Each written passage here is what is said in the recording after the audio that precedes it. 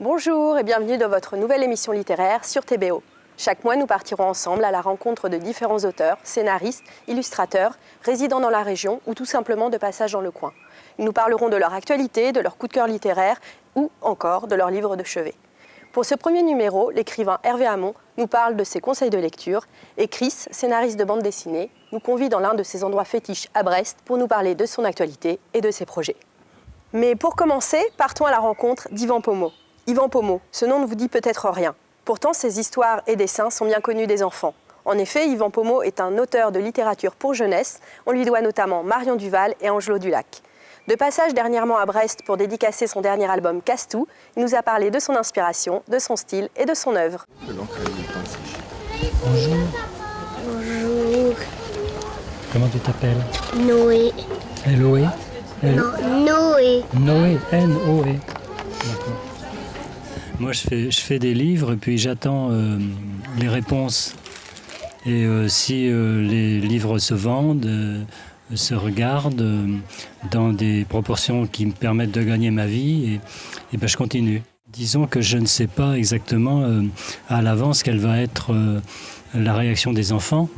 Et d'ailleurs, je pense qu'il vaut mieux pas la prévoir, parce que si on la prévoit trop, on n'étonne pas les enfants. Et je crois qu'il faut essayer de les étonner pour les amuser. Parce que les contes de fées sont quand même un petit peu ce qu'il y a de mieux. On sait qu'on ne les surpassera pas. Alors on essaye de trouver une formule intéressante et personnelle pour faire quelque chose avec les contes de fées. Alors il y a énormément d'auteurs qui font des pastiches. Ce qui consiste à faire un petit chaperon bleu et un loup stupide. Et moi je voulais rester très respectueux du conte tout en faisant quelque chose d'original. Et de fil en aiguille, j'ai été amené à transposer les contes comme des romans policiers, comme des polars. Et je me suis aperçu que ça fonctionnait. Parce que quand j'ai accumulé les ressemblances, j'en ai trouvé énormément. Les crimes épouvantables, les princesses, les rois, les lieux initiatiques troublants. Bon, c'est la forêt noire dans les contes, mais c'est dans les polars, c'est les quartiers sombres ou les docks, etc. Parmi toutes ces œuvres, y a-t-il une dont vous êtes particulièrement fier ? Ben oui. Mon livre préféré, c'est Angelot Dulac. C'est la série des Angelot Dulac.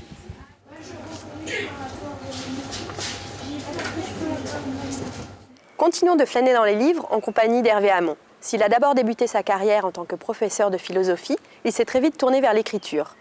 D'abord avec des grandes enquêtes sociologiques ou historiques, puis très vite vers des récits plus littéraires et personnels où la mer occupe une place très importante. On peut notamment citer des ouvrages comme Besoin de mer, L'abeille d'Ouessant ou encore Cargo. En 2005, il a même été élevé au rang d'écrivain de la marine. Il a récemment publié Toute la mer va vers la ville et La diagonale du traître, un recueil de nouvelles. Aujourd'hui, il nous parle de ses coups de cœur littéraires, de son livre de chevet et de ses conseils de lecture. Alors ça c'est une chose très rare, le Platon de François Châtelet. Doublement rare d'abord parce que Châtelet, il n'a pas beaucoup écrit. Il se consacrait en fait à son enseignement. Et j'ai eu la chance de l'avoir comme premier patron de thèse et puis comme ami. Et c'est un homme pour qui la rage d'enseigner, la rage pédagogique était si violente que je crois qu'elle l'a empêché finalement de plus se consacrer à l'écriture. Et Dieu sait qu'il y fait merveille. Et là, son Platon, pour ceux qui voudraient aborder cette naissance de la philosophie, en tout cas de la philosophie occidentale, c'est vraiment le livre à aborder. Parce que c'est pas compliqué, ça paraît limpide, c'est extrêmement sévère pour le vieux Platon qui veut faire de la politique et qui s'y abîme. Et c'est éblouissant et simple. Et ça, c'est parce que Châtelet connaissait admirablement les textes, admirablement. Vous entrez là-dedans, c'est très assez intelligent. Et puis, vous avancez, et vous en avez à penser pour toute la vie. Alors ça, c'est un tout petit livre qui est paru en 2006, juste avant la mort de l'auteur et la mort de la femme qu'il célèbre dans ce livre. C'est un des plus beaux textes d'amour que j'ai jamais lu. André Gorz est vieux à ce moment-là. Il vit depuis très longtemps avec la même compagne. Et puis, peu de temps après, ils se sont suicidés l'un et l'autre, simplement parce que l'une était si malade que l'autre n'avait pas voulu lui survivre. Et je trouve que c'est un texte définitif, je crois vraiment. Alors Sylvia Tabet, les patientes, c'est d'abord un joli livre. C'est une belle couverture bien réussie, je trouve. On pourrait croire que c'est la tarte à la crème. C'est-à-dire que vraiment que c'est la énième dame qui a été frappée par un cancer du sein. Mais le regard est tellement aigu. Et il y a tant d'ironie, d'humour, d'autodérision dans tout cela. Et il faut bien dire aussi de peur, de douleur, de toutes les choses que brasse la maladie, que c'est un livre totalement réussi. C'est épatant, ça donne envie de vivre. Alors ça pour moi c'est un bouquin fondateur. La mère de Bernard Kellermann.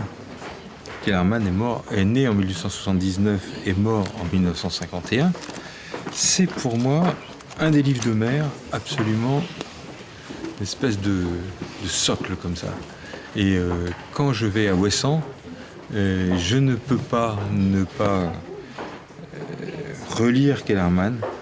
Et chaque fois que je le relis, ça refonctionne. Kellermann, c'est un type, un Allemand, assez libertaire, assez anarchiste, qui se trouvait à Ouessant juste avant la guerre de 14. Et il vivait là-bas, il gagnait sa vie, je pense, en donnant un coup de main aux pêcheurs. Et il a fait une sorte d'anthropologie sauvage des Ouessantins. Et surtout, le personnage principal, c'est la mer.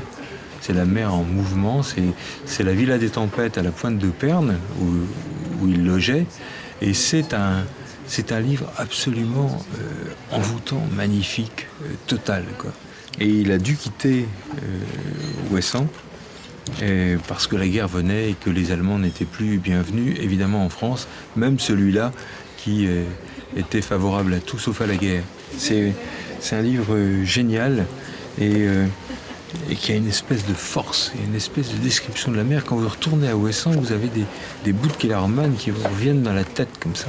Je supplie les amoureux de la mer de lire Bernard Kellermann, malgré cette abominable couverture qu'il n'avait absolument pas méritée. Terminons cette émission en suivant Chris. Ce Brestois scénariste de bande dessinée a débuté sa carrière au sein du collectif Les Violons Dingues, collectif qui regroupe des auteurs de BD du Finistère. Chris a rencontré la notoriété avec Un homme est mort. Il a signé depuis Les Coupures irlandaises, Les Ensembles contraires ou encore Notre mère la guerre, dont le 2e tome sortira à l'automne 2010.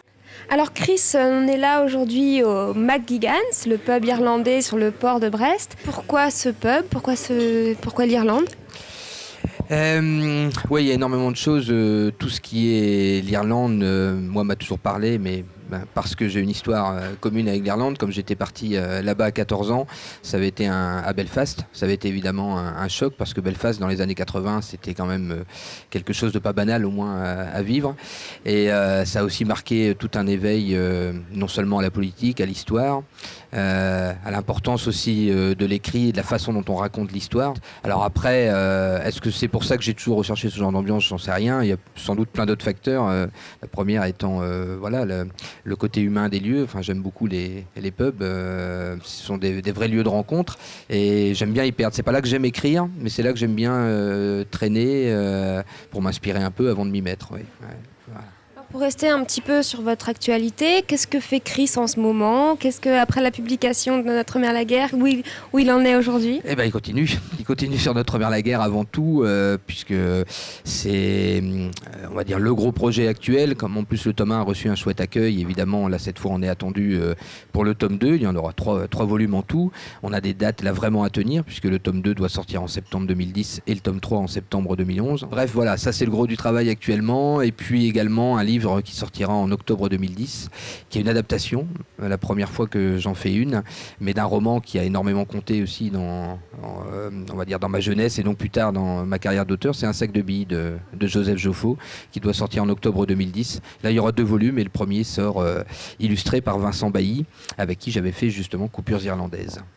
Vous partez donc en juin pour un petit voyage sur le transsibérien. Qu'est-ce que vous aviez derrière la tête?